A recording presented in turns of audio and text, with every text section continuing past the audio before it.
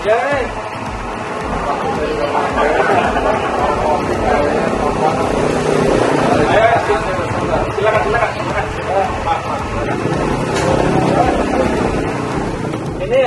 punya Bang Sani. Oh, Bang ini ya. Pesan apa? Yang paling enak aja, kemarin kopinya. Ya, siap. Ya, snack-snack boleh lah. Ya. Silakan. Makasih. Oke. Assalamualaikum warahmatullahi wabarakatuh. Selamat datang kembali di channel Gelora JKT. Ya. Nah, teman-teman sekalian, sahabat Gelora JKT, pada hari ini kita ada di Cafe Sugar, ya, Cafe Sugar, salah satu cafe yang dimiliki oleh salah satu pengurus dari DPC Partai Gelora Indonesia Duren Sawit. Saya Irfan, Ketua Bidang Komunikasi Media Partai Gelora DKI Jakarta, dan hari ini saya ditemani oleh Tri Wisaksana atau biasa dipanggil Bang Sani. Ya, Assalamualaikum. Dan juga didampingi juga Ibu Ais, ya Bu Ais, Ketua Bidang UMKM Partai Gelora DKI Jakarta. Nah, hari ini kita akan berbincang-bincang berkenaan dengan HUT, ya, DKI Jakarta yang ke-494 yang nanti akan jatuh pada tanggal 22 Juni 2021. Bagaimana nih efek terhadap ekonomi warga masyarakat ketika era pandemi ini? Ya, terima kasih Bang Irfan. Yang pertama, kita patut prihatin juga nih karena angka positif COVID sekarang sedang menanjak. Mudah-mudahan disiplin masyarakat ini akan semakin kuat untuk 3M atau 5M, dan pemerintah juga sigap untuk menyiapkan berbagai fasilitas kesehatan agar dampak melonjaknya angka COVID ini tidak berdampak buruk. Karena apa? Karena soal dampak COVID ini bagi ekonomi masyarakat umumnya itu amat sangat besar, khususnya di DKI Jakarta. Jadi ada satu riset yang menunjukkan bahwa kalau pemerintah itu melakukan lockdown total nih maksudnya, seluruh kegiatan usaha ditutup, kantor-kantor dilarang beroperasi, se-DKI Jakarta itu akan rugi totalnya 150 triliun rupiah selama 14 hari lockdown total. Ini bukanlah nilai yang kecil, nilai yang amat sangat besar karena hajat hidup semua orang. Makanya harus ada kesadaran bagi kita semua, baik kita di level masyarakat, untuk menjaga kesehatan, jaga protokol, 3M, 5M, dan pemerintah juga sigap. Gitu. Jadi kita sangat prihatin, tetapi mudah-mudahan ini membangunkan alarm kesiagaan kita untuk kita lepaslah dari situasi yang ada mencekam belakangan. Nah, menurut Bang Sani, peran UMKM ini di era pandemi, di era tadi yang dampaknya begitu dahsyat terhadap ekonomi warga Jakarta, seperti apa Bang Sani? UMKM ini mayoritas pelaku ekonomi di DKI ya. Oh, mayoritas ya? Sangat mayoritas. 80% usaha di DKI itu UMKM. Jadi kalau soal kerugian ekonomi paling terdampak ya sudah barang tentu adalah UMKM. Tetapi UMKM itu punya caranya sendiri. Dia tuh kayak pejal gitu loh. Dia kayak fleksibel. Dia selalu mencari jalan keluar dari semua himpitan atau tantangan yang terjadi pada saatnya. Saya ambil satu contoh ya. Ini selama tahun lalu ya, 2020, kerugian negara akibat pandemi, akibat COVID itu hampir 1.400 triliun rupiah. Itu Menteri Keuangan menyampaikan seperti itu, 1.300-an sekian. Kemudian juga karyawan atau pegawai yang di PHK selama 1 tahun pandemi itu sampai hampir 30 juta orang, 29 sekian juta orang. Tetapi mereka itu mencari semacam jalan keluar untuk menghidupi ekonomi keluarga, ekonomi rumah tangga dengan mendirikan banyak sekali UMKM khususnya mikro dan kecil ya yang baru. Semacam alhamdulillah kita hadir di tempat ini nih, di Cafe Swiger ini kan UMKM juga nih. Tadi pagi saya juga ketemu ada Bang Dirman sama Bu Ais juga, itu UMKM juga, bubur ayam barokah kita sarapan tadi di situ. Dan juga UMKM yang kita temui tadi di sepanjang jalan ke lokasi ini. Bentuknya tidak harus seperti ini, kafe di garasi apa segala macam. Mereka ada gerobakan kecil dan lain sebagainya, itu tumbuh subur saat-saat pandemi semacam ini. Jadi memang ada masyarakat itu tahu cara keluar dari situasi semacam ini, tetapi alangkah eloknya pemerintah itu memberikan bantuan, insentif dan lain sebagainya lah.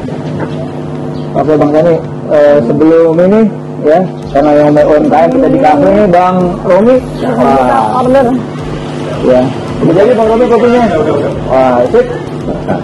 Ya pemirsa ya, ini enak, ini salah satu produk UMKM ya, kopi. Ini kopi apa nih Bang Romi? Kopi Wong Hin.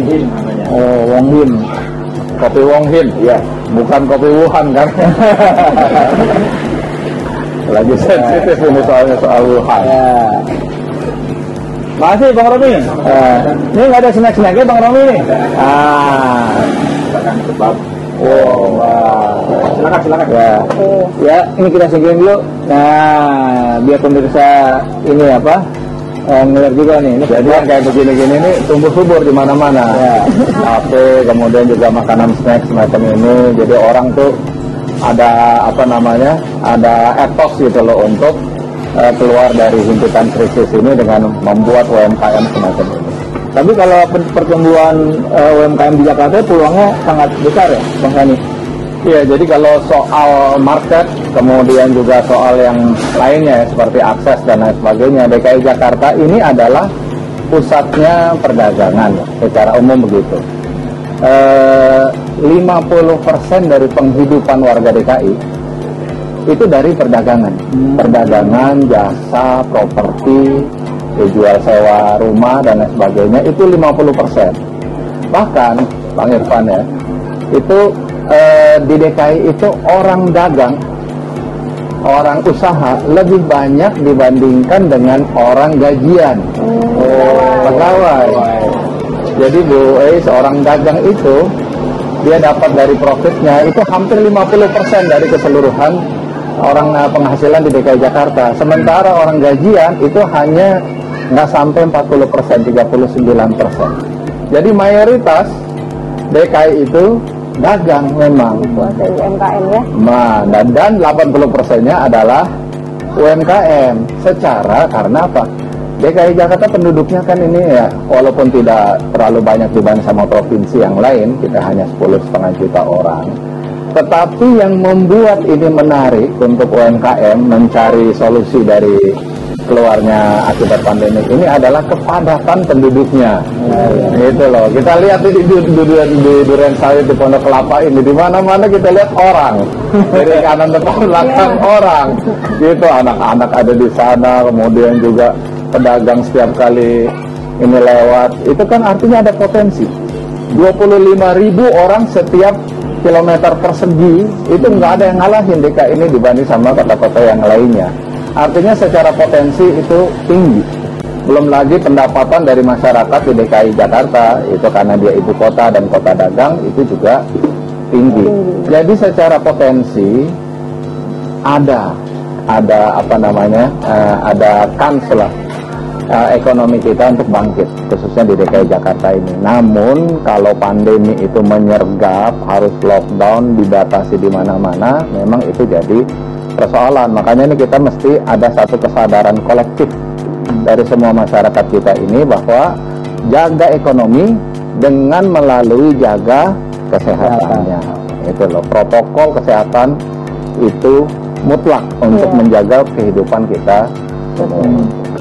Kira-kira mungkin ada masukan gitu, saran, mungkin karena Bang Sani dulu pernah di Kebon Siri ya, jadi wakil ketua DPRD, mungkin punya banyak pengalaman.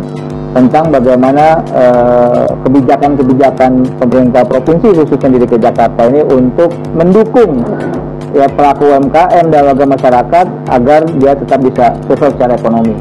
Ya, kalau peranan dari Pemda DKI ya, kita patut memberikan apresiasi karena saya kira ya dibanding dengan provinsi yang lain ini agak terlihat keunggulannya lah gitu.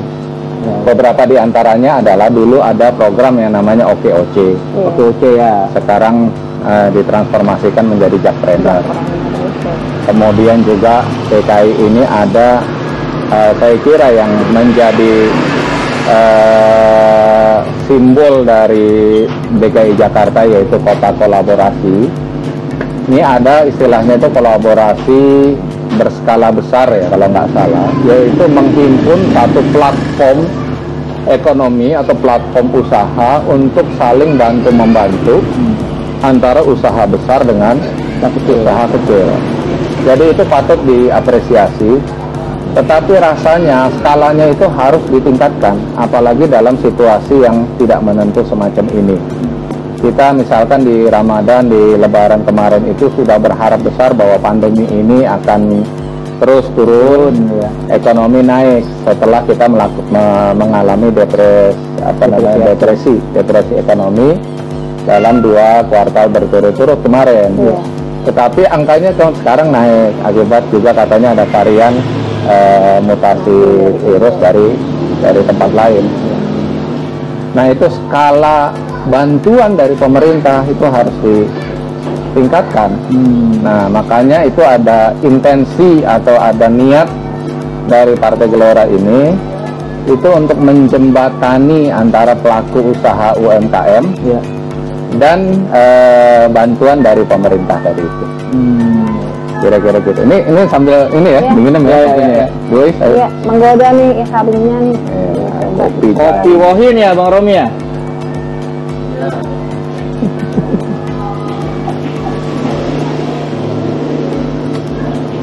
Ini harusnya cafe sugar ya, seger. Ini juga bisa kolaborasi.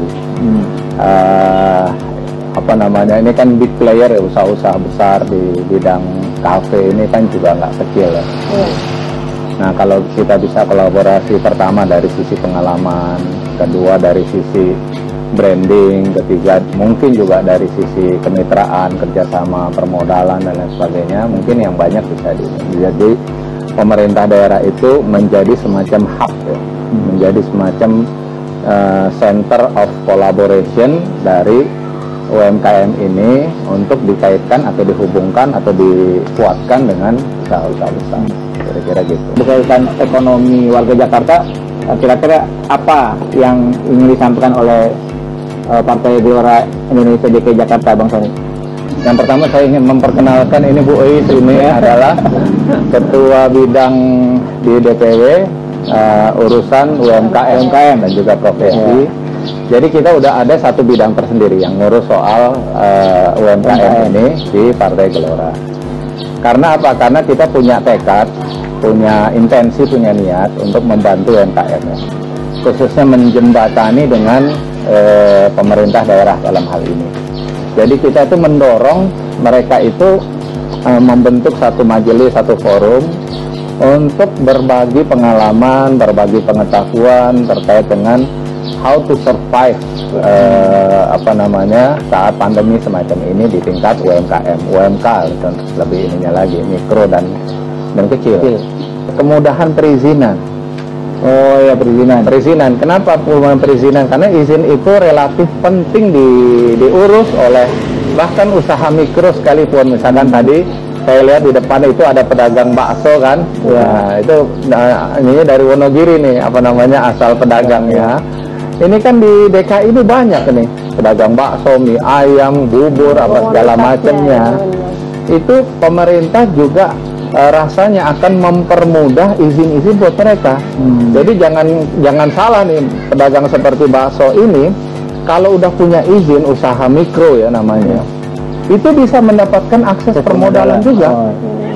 Nah, pedagang bakso ini contohnya dari yang keliling dia bisa mangkal misalkan, sehingga orang tahu lebih lebih tepatnya kemana dia harus mencari ini, apalagi ini udah bahasanya udah terkenal begitu kan, orang tuh cari. Habis itu dia bisa tambah gerobaknya dari hanya 1, 2, 3 dan seterusnya.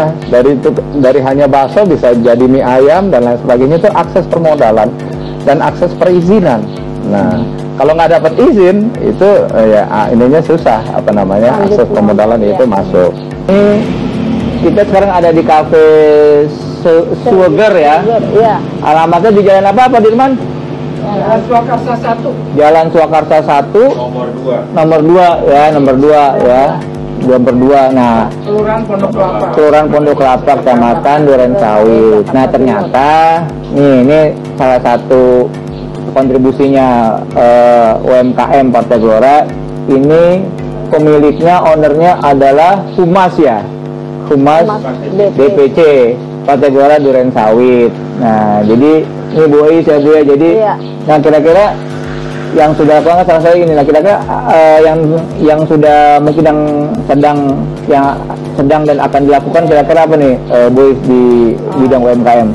Ya, alhamdulillah, terima kasih Bang Irfan. Ya. Kalau kami ini dari bidang UMKM Partai Gelora yang sedang kami lakukan adalah pendataan. Pertama itu pendataan terhadap UKM-UKM yang ada di Partai Gelora atau dibina oleh Partai Gelora.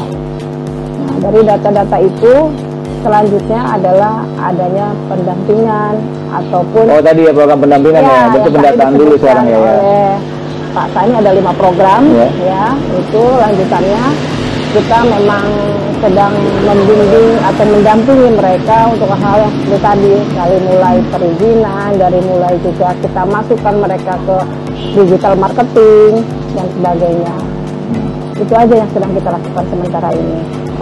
Ya. Mudah-mudahan banyak yang mau juga bergabung dengan Partai Gelora, agar ada satu forum lah, forum kolaborasi UMKM untuk kepentingan bersama. Kelihatannya sih sekarang sudah mulai banyak nih Pak Sani yang ikut bergabung. Amin. Perlu diketahui oleh Bang Irfan, ini Gelora, Partai Gelora Indonesia sekarang memiliki lebih dari 200.000 anggota.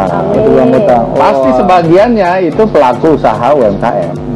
Nah, kalau kita manfaatkan saja itu ratusan ribu anggota itu untuk membuat satu forum, ini pasti luar biasa besar manfaatnya.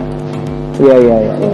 Ya, saya tambahkan Pak Irfan ya tadi bahwa memang warga Jakarta itu sudah diwariskan sifat dasar yang bagus, yang kuat, yang struggle, yang memang dia tahan banting gitu terhadap mentalnya kuat ya.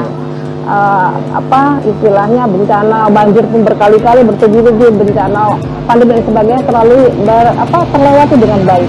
Karena secara mental kita memang sudah diwarisi mental yang bagus, yang kuat.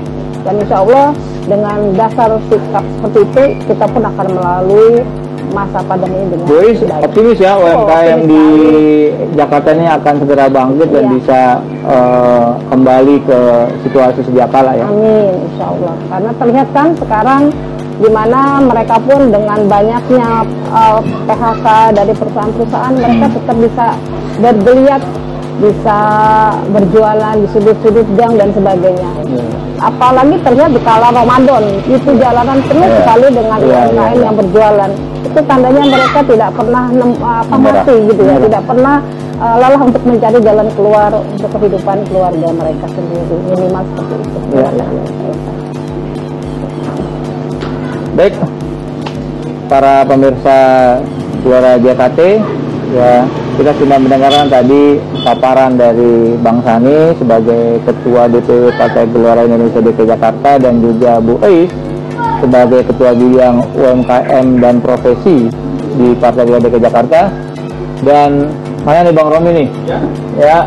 Nah, jadi terima kasih nih Bang Romi ya ini Bang Romi ya ngobrol di sini nih yang sudah bersedia ditempati ya kafenya ini ya. Semoga sukses selalu kafenya dan titip juga Partai Gelora di Durensawit biar bisa jadi tempat kumpul-kumpul, dan terutama karena sekarang sedang naik COVID-nya, jaga protokol kesehatan di kafe ini. Mudah-mudahan lah dalam waktu nggak lama lagi kita akan rame kita akan ini lagi. Ya, baik teman-teman sekalian, terima kasih, mudah-mudahan diskusi ini bermanfaat dan tetap ingat ya, tetap jaga protokol kesehatan ya, kita jaga kesehatan biar ekonomi kita semakin bangkit. Terima kasih. Assalamualaikum warahmatullahi wabarakatuh. Selamat HUT DKI Jakarta ke-494. Ayo kita kolaborasi, wujudkan harapan warganya. Gelorakan Jakarta bangkit.